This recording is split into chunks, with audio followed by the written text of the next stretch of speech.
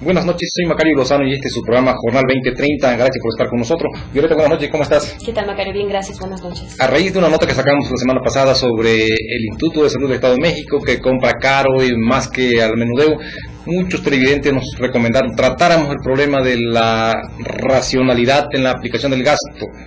Así es, para conocer efectivamente qué tan eficientes pueden ser, sobre todo los ayuntamientos, ¿no? Que es de donde a veces hay más quejas de que los recursos no se aplican como deben o no se ejercen en los rubros para los que están destinados. Y precisamente sobre esto fuimos a entrevistar a algunas personas, a algunas autoridades y también especialistas. Porque sean funcionarios o tengan un alto cargo, no se les va a castigar. ¿Conoce algún funcionario que sea ineficaz? No, ahorita. Todos creo. ¿Conoce algún funcionario que sea ineficaz? Pues hay muchos. En mi pueblo, bueno, donde vivo, en San Mateatenco. ¿Pero debería ser castigada igual? ¿La ineficacia? No, yo creo que los que deberían de ser castigados son los que los contratan o los que los... Todo servidor público, municipal, estatal y bueno, federal no nos compete, pero en el caso de los servidores públicos municipales y estatales sí debiera considerarse el despilfarro, el abuso del ejercicio del presupuesto. ¿Debería de legislarse al respecto? Sí, porque hay ayuntamientos que gastan 80 de cada 100 pesos que recaudan en el capítulo 1000. No puede ser eso. Capítulo 1000 sueldos y salarios. Eso es una falta de respeto al ciudadano, ¿no? Gravoso, es cuando la gente empieza a desconfiar de ti. Dicen, oye, tienen un montón de gente trabajando ahí, algunos que tienen sueldos altos y no tienen la capacitación suficiente ni el perfil. La gente, por ejemplo, no después dice, yo no pago mis impuestos, ¿no? Si para eso lo van a utilizar, la credibilidad da presupuesto. Así para pronto. Si hay un desvío de recursos, si hay un manejo indebido del mismo, puede constituir ya una figura o tipo penal que ya está establecida en la propia norma. Como tal, específicamente crearlo como delito no creo que dé para eso. Ya están las conductas establecidas. Inclusive es responsabilidad de los propios servidores públicos cumplir al 100% esos preceptos. ¿Causa la sociedad la ineficacia? Bueno, causa muchísimos daños. Primero hay un daño a la hacienda pública, ¿no? Ya sea estatal o municipal, dependiendo del orden jerárquico del servidor público. Pero a la ciudadanía es que los programas y proyectos no se cumplen, que hay ineficacia en la operación de los mismos y que algunos se quedan truncados o jamás se ven resultados específicos. Entonces es un daño muy grave y que el recurso está siendo aplicado más bien para un interés personal que realmente en beneficio de la ciudadanía. Porque además el tema de corrupción no solo es pedir o dar dinero, corrupción también es que un funcionario público sepa que no tiene la calidad ética, moral, intelectual, la capacidad física para poder desempeñar un puesto. Finalmente es un acto de corrupción saber que se está desempeñando algo con lo que no se cuenta, o bien la propia aplicación de los recursos, saber que no se van a aplicar para lo que están destinados, también eso implica un acto de corrupción. No necesariamente embolsarse dinero es solo corrupción. Yo insistiría que como tal está legislado. De hecho, por eso la creación de un órgano de vigilancia del propio de las áreas de finanzas, en el propio legislativo, las comisiones que tienen que ver con el seguimiento, incluso hay una de planeación y gasto público, tal cual es el detalle, ¿no? En la cual puede citar a comparecer a funcionarios que se encargan del gasto tanto estatal como municipal. Debiéramos establecer estándares como se hace en otros países, en donde además de demostrar que gastaste el dinero, que el uso del gasto público haya repercutido de manera concreta y positiva en beneficio de la gente, y es algo que no hemos logrado determinar bajo qué mecanismos poderlo medir. El grado de eficacia del gasto público debieran fincarse los delitos desde el ejercicio mismo de la administración pública, porque hay muchos quebrantos, malos manejos de recursos públicos, y esto solamente se conoce cuando ya confluyen las administraciones, no antes.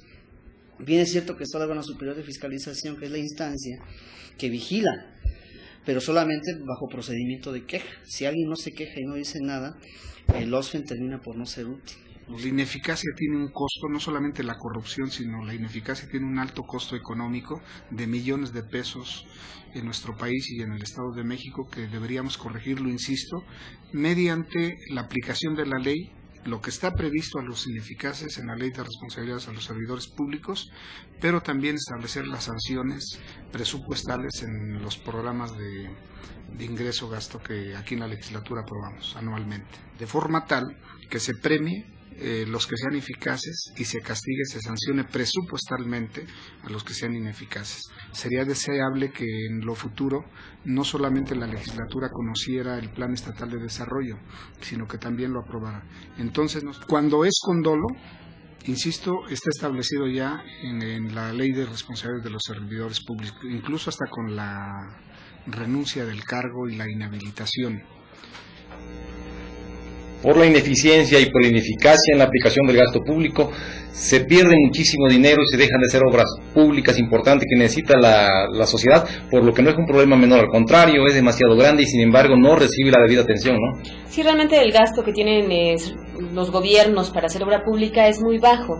Y bueno, como lo señala el Contralor de la Legislatura, el hecho de que se destinen en algunos municipios 80 de cada 100 pesos para pagar salarios es una barbaridad, ¿no? Sobre todo porque no está sancionado, aunque la legislación sí castiga con severidad la corrupción, cuando menos en la letra, porque en la realidad tampoco ocurre.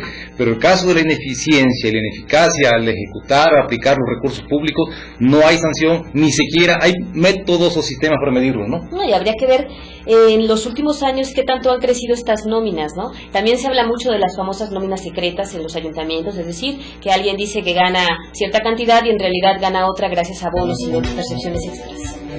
Sobre todo porque no hay forma de que la población sepa que sus contribuciones están siendo aplicadas debidamente, como dice el Contralor Interno del Poder Legislativo. Efectivamente, la gente a veces se niega y es reacia a pagar impuestos porque no sabe qué destino le dan, o más bien tiene la sospecha de que los emplean mal.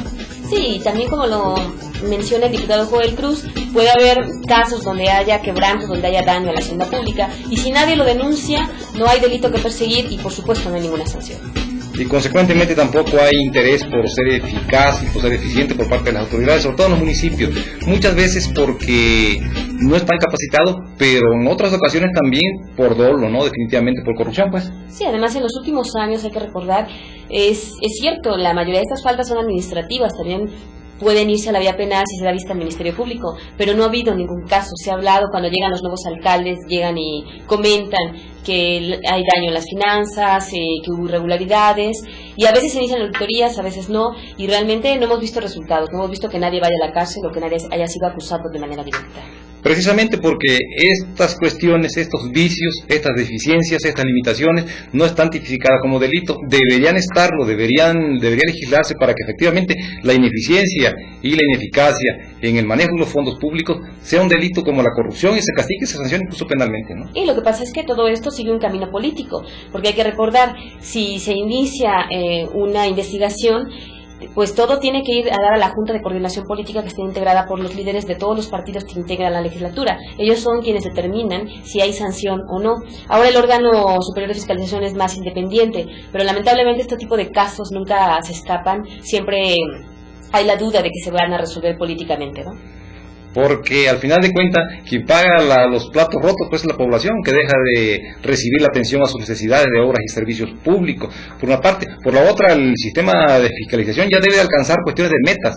Este presupuesto era para esto y debe tener los resultados que se buscaban, ¿no? Y además darlo a conocer, así como llegan los nuevos alcaldes el 18 de agosto, plantear una meta exactamente y señalar a un año o a cierto tiempo qué sucedió, si realmente hubo quebranto, si solamente fue una acusación política también contra el exalcalde que puede darse, cuáles son los resultados, si la Contraloría encontró alguna falta, si hubo sanción, y también si el órgano superior encontró alguna responsabilidad. Ocurre también que muchas veces los contratos de obra se pactan en determinada suma y al final de cuentas se exageran y se abultan, ¿no? Por corrupción, pero no se detectan. Sí, los sobreprecios. Y como van solventando las anteriores autoridades, pues muchas veces este asunto ya no da para más, o sea, ya no hay sanción, ya no hay responsabilidad y todo queda ahí, ¿no? Pero este es un problema grave, no es un problema menor que debería recibir la atención de las autoridades competentes, ¿no? Sí, habría que ver cuántos no han quedado en impunidad, ¿no? Claro. Cuántos realmente han quebrado las haciendas municipales y lamentablemente no han sido sancionados. Vamos a un corte y regresamos. Diálogo legislativo. Un acercamiento con los mexicanos.